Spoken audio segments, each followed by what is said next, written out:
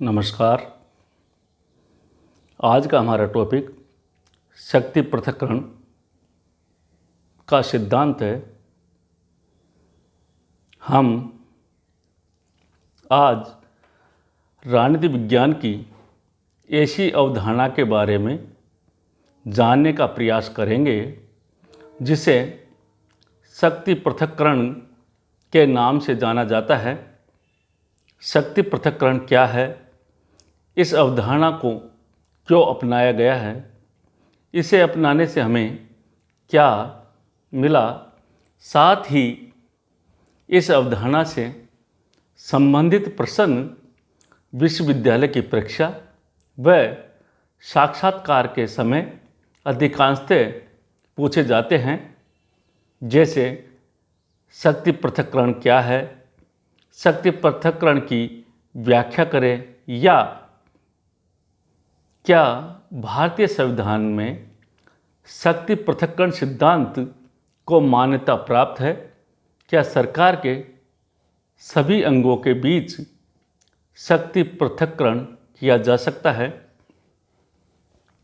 सरकार के तीनों अंगों व्यवस्थापिका, कार्यपालिका व न्यायपालिका की शक्तियों को एक दूसरे से पृथक रखना ताकि व्यक्ति की स्वतंत्रता व अधिकारों की रक्षा हो सके, जिसमें शासन तंत्र की निरंकुशता पर अंकुश लगा सके।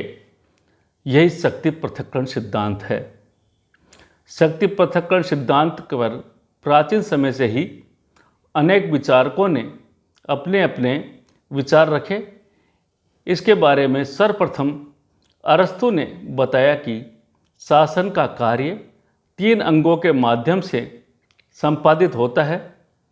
उनके समय में राज्य में विमर्शकारी, कार्यकारी व न्यायकारी अंग थे, जो वर्तमान में व्यवस्थापिका, कार्यपालिका व न्यायपालिका के नाम से जाने जाते हैं। इस विचारधारा के अनेक विचारक हुए, जिसमें प्रमुख बौद्धों जॉन लॉक, ब्लैकस्टोन, जेफरसन व मेडिसन आदि। परंतु शक्ति पृथक्करण सिद्धांत के प्रमुख विचारक मॉन्टेस्क्यू को ही माना जाता है। उनके अनुसार व्यवस्थापिका, कार्यपालिका व न्यायपालिका के मध्य संबंध कैसे होने चाहिए, ये प्रश्न राजनीति विज्ञान में सबसे विवादित रहा है।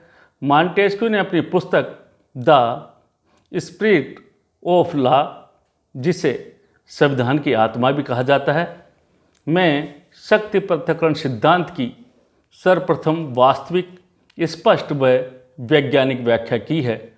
इसलिए मॉन्टेस्क्यू को शक्ति पृथक्करण सिद्धांत का जनक कहा जाता है।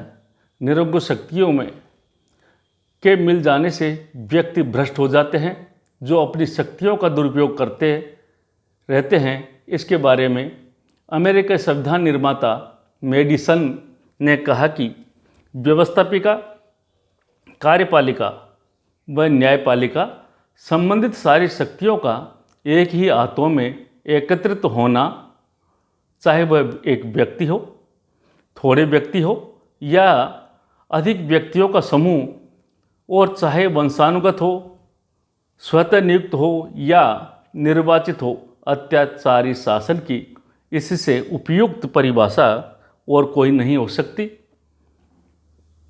मॉन्टेस्क्यू फ्रांस के दार्शनिक थे।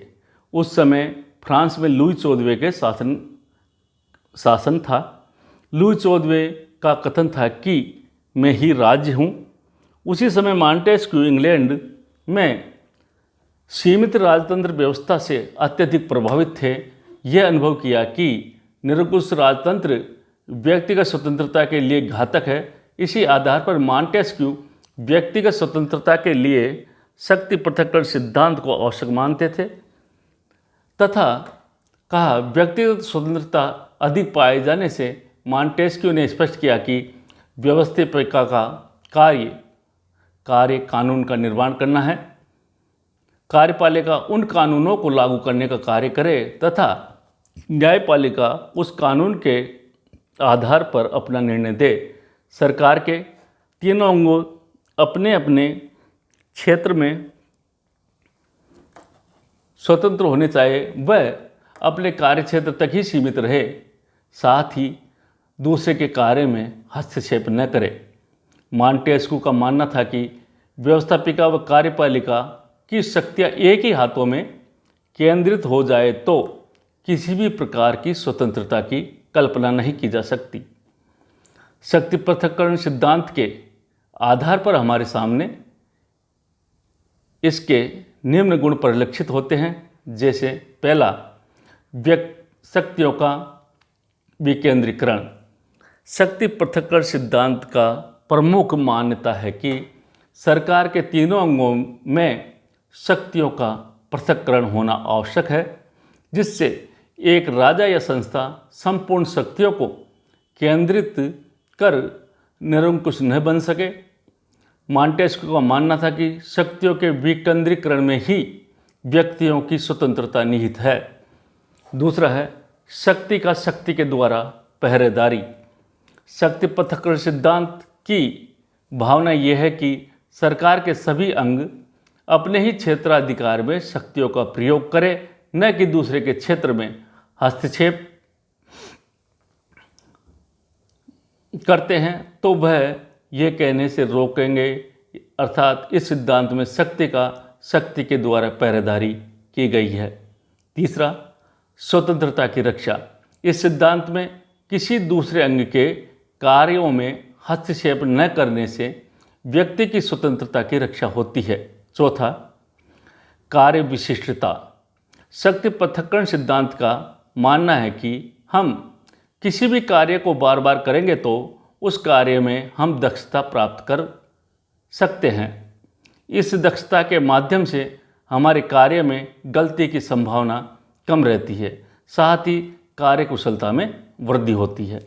पांचवा, निरंकुश शासन पर रोक। शक्ति पृथक्करण सिद्धांत का मानना है कि सरकार के तीनों अंगों में कार्य का पृथक्करण हो जाता है तथा समस्त शक्तियाँ किसी राजा या संस्था के पास न होने के कारण निरंकुश शासन पर पूर्णतः रोक लग जाती है।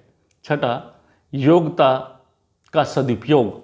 शक्ति पृथक्करण सिद्धांत में यह अपनाया गया कि देश में उपलब्ध योग्यताधारी व्यक्तियों या संस्था का उपयोग करके अच्छे कानूनों का निर्माण किया जा सकता है। इसी आधार पर शक्ति पृथक्करण सिद्धांत के ये गुण थे, साथ ही इसमें दोष भी होना स्वाभाविक था। पहला, अलोकतांत्रिक प्रक्रिया।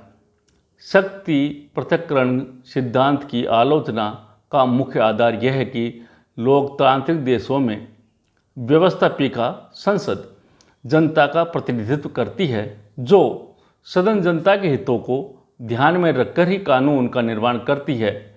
अगर उसके द्वारा बनाए गए कानूनों को कार्यपालिका लागू करने में आनाकानी करे तो जनता के प्रतिनिधित्व प्राप्त संस्था में असंतोष पैदा होगा। दूसरा, विकास में बाधक।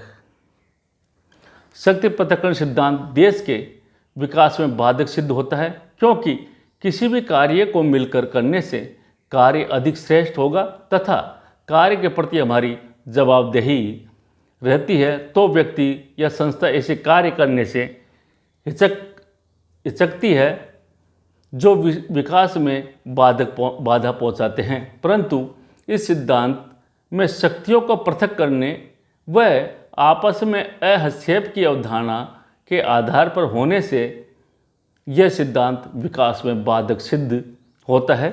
तीसरा, सावयव सिद्धांत के विपरीत शक्ति पृथक्करण सिद्धांत सावयव सिद्धांत के बिल्कुल विपरीत है, क्योंकि जिस प्रकार शक्ति के शरीर के समस्त अंग मिलकर किसी कार्य को करेंगे तो कार्य में गतिशीलता प्राप्त होगी तथा उच्च गुणवत्ता से होगा। लास्की ने कहा कि कार्यपालिका व न्यायपालिका के अधिकारों की सीमा व्यवस्थापिका द्वारा घोषित विधि में निहित है। चौथा, विकासशील देशों के लिए अनुपयुक्त।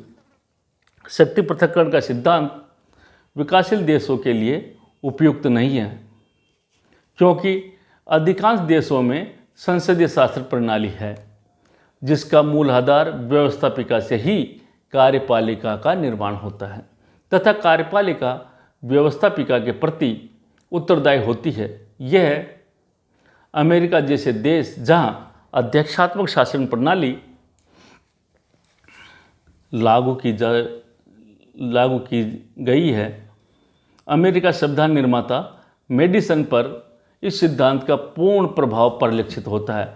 अमेरिका में व्यवस्थापिका अर्थात कांग्रेस संसद का चुनाव जनता द्वारा चुने जाने पर वही कार्यपालिका अध्यक्ष अर्थात राष्ट्रपति का चुनाव जनता के ही द्वारा होता है। ऐसी स्थिति में इसे विकासशील देशों में लागू नहीं किया जा सकता।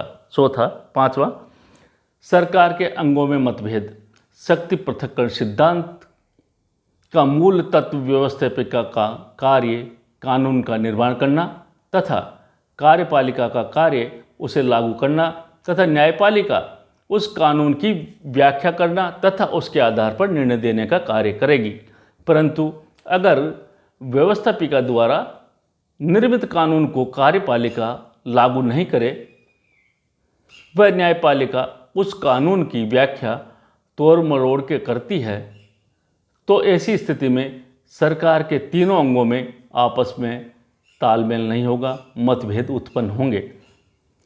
छठा, अव्यवहारिक। शक्ति पृथक्करण सिद्धांत को व्यवहार में अपनाया नहीं जा सकता क्योंकि इसके मूल में शक्ति पृथक्करण हस्तक्षेप पर आधारित है, परंतु वास्तव में विश्व में ने लोक कल्याणकारी राज की अवधारणा को अपनाया गया है जिसके मूल में जनता का अधिक कल्याण निहित है जो सरकार के सभी अंगों के मिलकर काम करने में ही संभव है। सातवां, स्वतंत्रता के लिए आवश्यक नहीं। ब्रिटेन में शक्ति पृथक्करण सिद्धांत को नहीं अपनाया गया है, परंतु ब्रिटिश नागरिक अत्यधिक स्वतंत्रता का उपभोग करते हैं जिसके बारे में लास्की ने कहा कि सतत जागरूकता को व्यक्तिगत स्वतंत्रता के लिए आवश्यक माना है, न कि शक्ति पृथक्करण को। Thank you.